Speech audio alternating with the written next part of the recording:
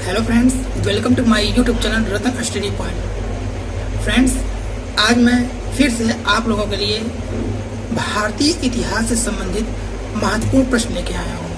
Friends, ये मेरा video 2 है। इससे पहले मैंने वीडियो फर्स्ट बना के यूट्यूब पर अपलोड कर दिया है, तो आप लोग उसको जरूर देखिएगा। तो चलिए शुरुआत करते हैं। आज का हमारा जो टॉपिक है भारतीय इतिहास में, वो है हमारा वैदिक काल। देखिए, वैदिक काल जितने भी क्वेश्चन आते हैं प्रतियोगी परीक्षाओं में, कॉम्पिटिटिव एग्जाम में, वो मैं आज क्लियर कर दूंगा। तो देखिए, हमारा वैदिक काल में जो हमारा पहला क्वेश्चन बनता है वो ये है, वैदिक काल का विभाजन कितने भागों में किया जाता है। पहला जो प्रश्न है दोस्तों, वैदिक काल का विभाजन कितने भागों में किया जाता है। तो दोस्तों, आपका जवाब, आपका उत्तर होगा वैदिक काल का विभाजन 2 भागों में किया जाता है। कितने भागों में किया जाता है दोस्तों? 2 भागों में किया जाता है। तो आप लोग क्वेश्चन को नोट कर लीजिए, वैदिक काल का विभाजन कितने भागों में किया जाता है? आंसर 2 भागों में। क्लियर है? अब देखिए वो कौन कौन से हैं। पहला है ऋग्वैदिक काल। पहला कौन सा है दोस्तों? ऋग्वैदिक काल। इससे हम जो है 1500 ईसा पूर्व से 1000 ईसा पूर्व मानते हैं। ऋग्वैदिक काल का जो काल है, मतलब ऋग्वैदिक काल, इसे हम 1500 ईसा पूर्व से 1000 ईसा पूर्व मानते हैं। क्लियर है? अब देखिए हमारा जो नेक्स्ट है, यानी कि 2 भागों में है, पहला तो हो गया है। अब दूसरा हमारा है उत्तर वैदिक काल। उत्तर वैदिक काल, इसे जो है हम 1000 ईसा पूर्व से 600 ईसा पूर्व माना गया है। उत्तर वैदिक का जो काल है दोस्तों, वो ये है 1000 ईसा पूर्व से 600 ईसा पूर्व माना गया है। क्लियर है? अब देखिए इसमें नेक्स्ट हमारा जो पॉइंट है, नेक्स्ट जो क्वेश्चन बनेगा वो ये है, मैक्स मुलर ने आर्यों का मूल निवास स्थान मध्य एशिया को माना है। मैक्स मुलर ने आर्यों का मूल निवास स्थान मध्य एशिया को माना है। क्लियर है? तो इसको भी आप लोग अच्छे प्रकार से नोट कर लीजिए। अब यहाँ पे देखिए स्क्रीन पे आपको तीसरा क्वेश्चन मिलेगा, वो ये है, भारत में आर्य सर्वप्रथम सप्त सिंधु क्षेत्र से बसे हैं। कहने का मतलब है, भारत में आर्य सर्वप्रथम सप्त सिंधु क्षेत्र में बसे। यह क्षेत्र आधुनिक पंजाब तथा उसके आसपास का क्षेत्र था। क्लियर है? अब आते हैं हम लोग ऋग्वैदिक काल के बारे में अच्छे प्रकार से समझते हैं, और इस पे जितने भी इंपॉर्टेंट क्वेश्चन हैं उसको हम लोग समझते हैं। यहाँ देखिए ऋग्वैदिक काल का पहला हमारा जो प्रश्न है, very very most important for all competitive exam. पहला है, ऋग्वैदिक आर्य कई छोटे छोटे कबीलों में विभक्त थे। ऋग्वैदिक साहित्य में कबीले को जन कहा गया है। कहने का मतलब ये है दोस्तों, ऋग्वैदिक साहित्य में कबीलों को क्या कहा गया है? तो ऋग्वैदिक काल में कबीले को जन कहा गया है। क्या कहा गया है दोस्तों? जन। क्लियर है? नेक्स्ट पॉइंट है दोस्तों, कबीले के सरदार को राजन कहा जाता था, जो शासक होते थे। कबीले के जो सरदार हैं उनको हम राजन कहते थे, जो शासक होते थे ऋग्वैदिक काल में। क्लियर है? नेक्स्ट पॉइंट है, सबसे छोटी राजनीति इकाई, कहने का मतलब है सबसे छोटी राजनीतिक इकाई कुल या परिवार थी। कई, कहने का मतलब कई कुल मिलाकर ग्राम बनते थे, जिसका प्रधान ग्रामणी होता था, और कई ग्राम मिलाकर विष होता था, जिसका प्रधान विषपति होता था, तथा कई विष मिलकर जन होता था, जिसका प्रधान राजा होता था। क्लियर है? कौन होता था दोस्तों? राजा होता था। आइए नेक्स्ट पॉइंट, यहाँ देखिए हमारा नेक्स्ट पॉइंट है, ऋग्वैदिक में जन को 275 बार तथा विष को 170 बार उल्लेख हुआ है। कहने का मतलब ये है दोस्तों, अगर प्रतियोगी परीक्षाओं में इस प्रकार क्वेश्चन पूछ ले, ऋग्वेद में जन का कितनी बार उल्लेखित हुआ है, तो आपका जवाब, आपका उत्तर क्या होगा दोस्तों?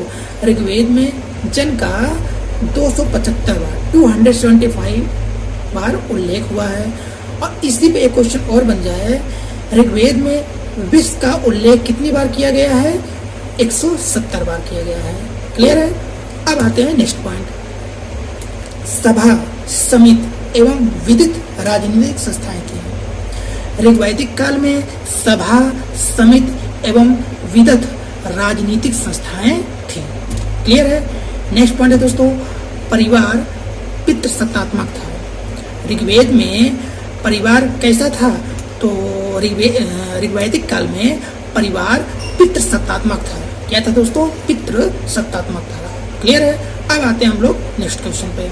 यहाँ देखिए, समाज में वर्ण व्यवस्था कर्म पर आधारित थी। ऋग्वैदिक काल में समाज में वर्ण व्यवस्था कर्म पर आधारित थी। ऋग्वेद के 10वें मंडल के पुरुष सूक्त में 4 वर्ण ब्राह्मण, क्षत्रिय, वैश्य, शूद्र का उल्लेख है।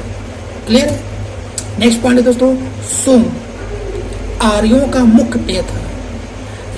ऋग्वैदिक काल में आर्यों का मुख्य पेय क्या था दोस्तों? सोम था। क्लियर है? आगे देखिए, तथा यव यानी कि जौ मुख्य खाद्य पदार्थ था। क्लियर है? नेक्स्ट पॉइंट है दोस्तों, समाज में स्त्रियों की स्थिति अच्छी थी। इस समय समाज में विधवा विवाह, नियोग प्रथा तथा पुनर्विवाह का प्रचलन था, लेकिन पर्दा प्रथा, बाल विवाह तथा सती प्रथा प्रचलित नहीं थी। क्लियर है?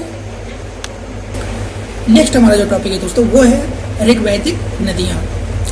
इस पे देखिए, हमारा पहला पॉइंट है, ऋग्वेद में उल्लेखित सभी नदियों में सरस्वती सबसे अधिक महत्वपूर्ण तथा पवित्र मानी जाती है। ऋग्वेद में उल्लेखित सभी नदियों में सरस्वती सबसे अधिक महत्वपूर्ण तथा पवित्र मानी जाती है दोस्तों। क्लियर है? नेक्स्ट पॉइंट है दोस्तों, ऋग्वैदिक काल के देवताओं में सर्वाधिक महत्व इंद्र को तथा उसके उपरांत अग्नि व वरुण को महत्व प्रदान किया गया है। इस पॉइंट को एक बार फिर से आप लोग पढ़िए। ऋग्वैदिक काल के देवताओं में सर्वाधिक महत्व इंद्र को तथा उसके बाद उसके उपरांत अग्नि व वरुण को महत्व प्रदान किया गया है। क्लियर है? अब देखिए, नेक्स्ट पॉइंट है दोस्तों, ऋग्वेद में इंद्र को पुरंदर अर्थात किले को तोड़ने वाला कहा गया है। कहने का मतलब ये है दोस्तों, ऋग्वेद में इंद्र को पुरंदर, अब पुरंदर का अर्थ क्या होता है दोस्तों? किले को तोड़ने वाला कहा गया है। ऋग्वेद में उसके लिए 250 सूक्त हैं। ऋग्वेद में कितने सूक्त हैं? क्वेश्चन अगर प्रतियोगी परीक्षाओं में इस प्रकार प्रश्न पूछ रहे हैं, ऋग्वेद में कितने सूक्त हैं, तो दोस्तों आपका जवाब, आपका उत्तर क्या होगा? 250। क्लियर है? अब देखिए, हमारा नेक्स्ट हमारा टॉपिक है वो है उत्तर वैदिक काल। उत्तर वैदिक काल पे जितने भी क्वेश्चन बनते हैं प्रतियोगी परीक्षाओं में, कॉम्पिटिटिव एग्जाम में, वो आज मैं इस वीडियो में बताऊंगा।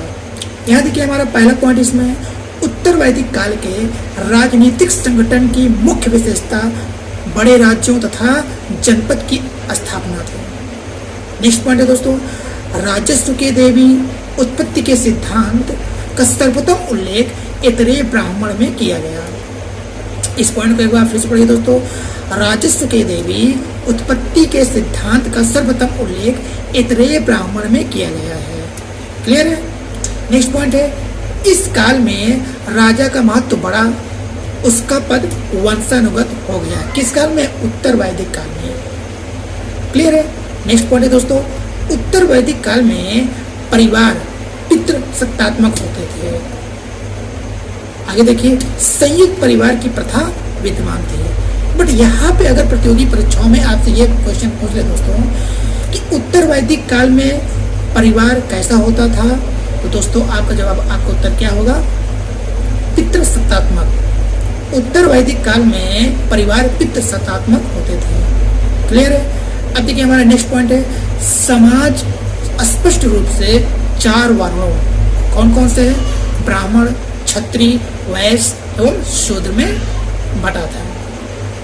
वर्ण व्यवस्था कर्म के बदले जात पर आधारित थी। क्लियर है? नेक्स्ट पॉइंट है दोस्तों, स्त्रियों की स्थिति अच्छी नहीं थी। किस काल में? उत्तर वैदिक काल में। उत्तर वैदिक काल में स्त्रियों की स्थिति अच्छी नहीं थी। उन्हें धन संबंधी तथा किसी प्रकार के राजनीतिक अधिकार प्राप्त नहीं थे। क्लियर है? नेक्स्ट पॉइंट है दोस्तों, अब देखिए दोस्तों, हमारा नेक्स्ट जो टॉपिक है वो है वैदिक साहित्य। इस पे देखिए, हमारा जो फर्स्ट पॉइंट है वो है वेदों की संख्या कितनी होती है। अगर प्रतियोगी परीक्षाओं में, कॉम्पिटिटिव एग्जाम में आपसे पूछ लिया जाए कि वेदों की संख्या कितनी होती है, तो दोस्तों आपका जवाब, आपका उत्तर क्या होना चाहिए? वेदों की संख्या 4 होती है। कितनी होती है? 4 होती है। पहला है ऋग्वेद, दूसरा है सामवेद, तीसरा है यजुर्वेद और चौथा है अथर्ववेद। अब आइए बारी बारी से हम लोग पूर्णतः विस्तार से समझते हैं। ऋग्वेद, ऋग्वेद में हमारा जो पहला प्रश्न बनेगा वो ये है, यह प्राचीनतम वेद है। अगर प्रतियोगी परीक्षाओं में आपसे ये पूछ लिया जाए कि सबसे प्राचीनतम वेद कौन सा है, तो दोस्तों आपका जवाब, आपका उत्तर क्या होगा? वो होगा ऋग्वेद। क्लियर है? नेक्स्ट है, इसमें 10 मंडल तथा 1028 सूक्त हैं। अगर प्रतियोगी परीक्षाओं में दोस्तों अगर आपसे ये पूछ लिया जाए ऋग्वेद में कितने मंडल कितने सूक्त हैं, तो दोस्तों आपका जवाब, आपका उत्तर क्या होगा? ऋग्वेद में 10 मंडल और 1028 सूक्त होते हैं। सबसे प्राचीनतम वेद कौन सा है? ऋग्वेद होता है। क्लियर है? अब आते हैं नेक्स्ट पॉइंट पे। इसकी भाषा पद्यात्मक है। किसकी भाषा? ऋग्वेद की। ऋग्वेद की जो भाषा है वो क्या है? पद्यात्मक है। इसमें गायत्री मंत्र का उल्लेख है जो सूर्य से संबंधित देवी सावित्री को संबोधित है। अब यहाँ पे देखिए, very very most important for all competitive exam, एक प्रश्न बहुत ही बढ़िया प्रकार से बनेगा। वो क्या है? गायत्री मंत्र का उल्लेख किस वेद में किया गया है? नोट कर लीजिए दोस्तों, गायत्री मंत्र का उल्लेख किस वेद में किया गया है? तो दोस्तों आपका जवाब, आपका उत्तर क्या होगा? ऋग्वेद में। तो देखिए, जो स्क्रीन पे आपको दिख रहा है वो तो आप लोग नोट ही कर लीजिए, बट एक्स्ट्रा जो मैं बोलता हूं उसको भी आप लोग नोट करते जाइएगा। अब यहाँ पे देखिए, हमारा जो सेकेंड है वो है सामवेद। अब सामवेद के बारे में हम लोग अच्छे प्रकार से समझते हैं। तो देखिए, इसमें जो हमारा पहला पॉइंट है वो है, इसमें संकलित मंत्रों को यज्ञ के अवसर पर देवताओं की स्तुति के लिए गाया जाता है। नेक्स्ट है, इसे भारतीय संगीत का मूल कहा जाता है। अगर प्रतियोगी परीक्षाओं में दोस्तों आपसे पूछ लिया जाए भारतीय संगीत का मूल किस वेद को कहा जाता है, तो दोस्तों आपका जवाब, आपका उत्तर क्या होगा? सामवेद। क्लियर है? अब आते हैं नेक्स्ट, वो हमारा क्या है? थर्ड, यजुर्वेद। अब यजुर्वेद से आधारित कितने प्रश्न आते हैं प्रतियोगी परीक्षाओं में? आइए इसके बारे में हम लोग विस्तार से समझते हैं। यजुर्वेद यह एकमात्र ऐसा वेद है जिसकी रचना पद्य तथा गद्य दोनों में की गई है। अब यहाँ पे देखिए, इसको तो आप लोग नोट ही कर लीजिए।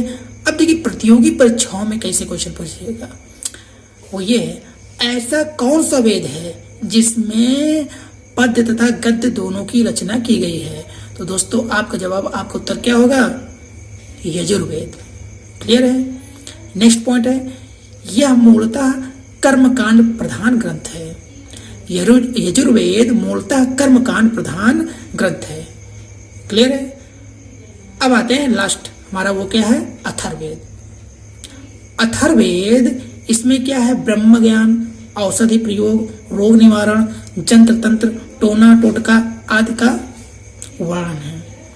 अब यहाँ पे देखिए, अगर आपसे दोस्तों प्रतियोगी परीक्षाओं में ये पूछ लिया जाए कि तंत्र, जंत्र तंत्र या टोना टापका वाला वेद कौन सा है, या औषध प्रयोग, रोग निवारण, तंत्र मंत्र वाला वेद कौन सा है, तो आपका जवाब, आपका उत्तर क्या होगा दोस्तों? अथर्ववेद। क्लियर है? अब आते हैं नेक्स्ट, हमारा जो टॉपिक है वो है उपनिषद। दोस्तों उपनिषद में हमारा जो पहला पॉइंट है वो ये है, ब्रह्म विषयक होने के कारण इसे ब्रह्म विद्या भी कहा जाता है। नेक्स्ट पॉइंट है दोस्तों, इसमें आत्मा, परमात्मा एवं संसार के सभी संदर्भ प्रचलित। नेक्स्ट पॉइंट है दोस्तों हमारा उपनिषद।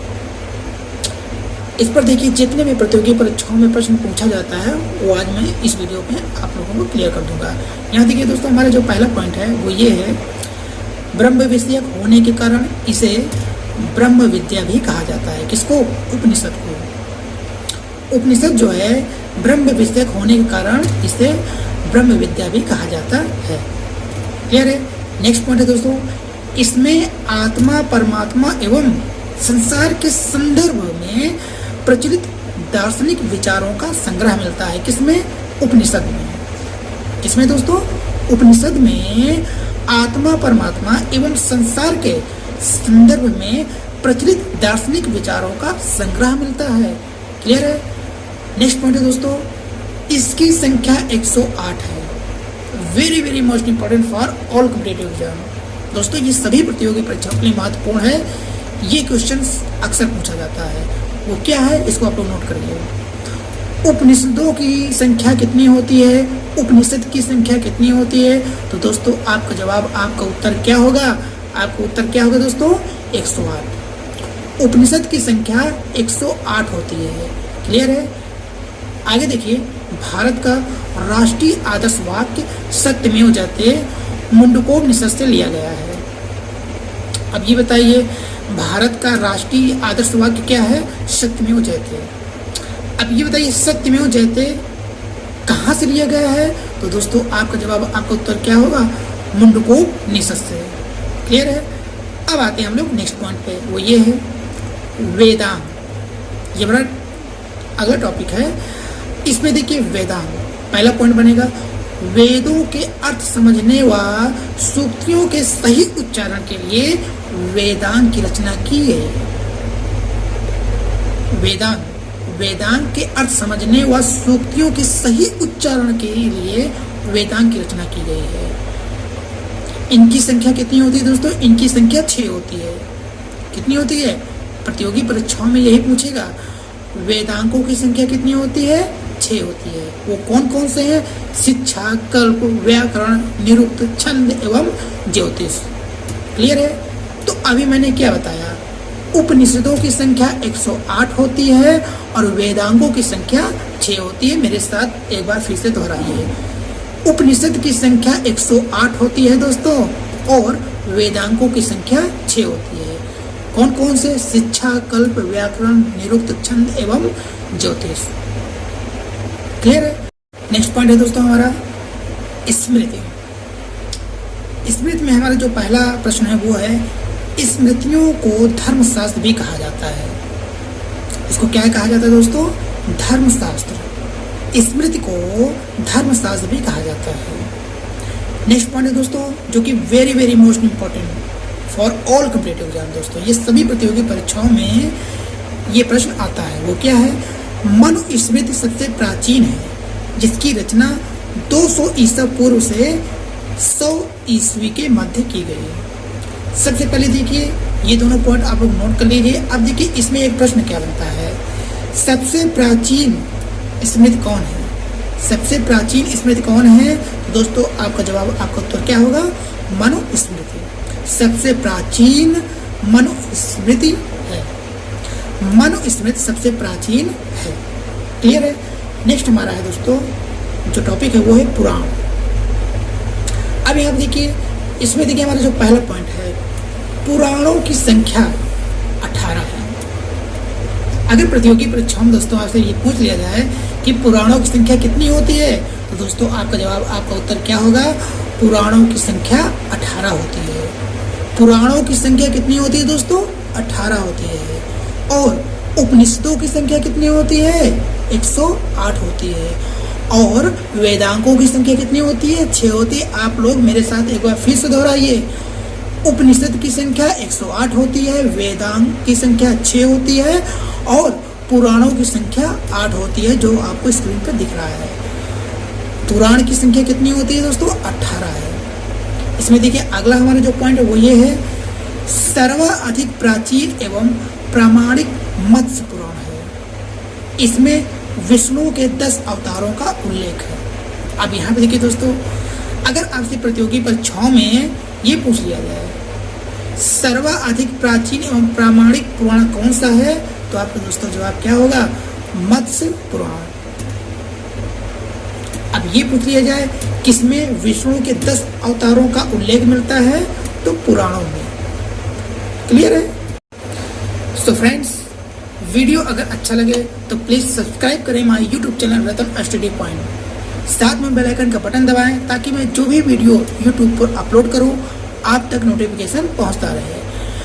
वीडियो को लाइक करें और अपने सभी मित्रों में शेयर करें। धन्यवाद।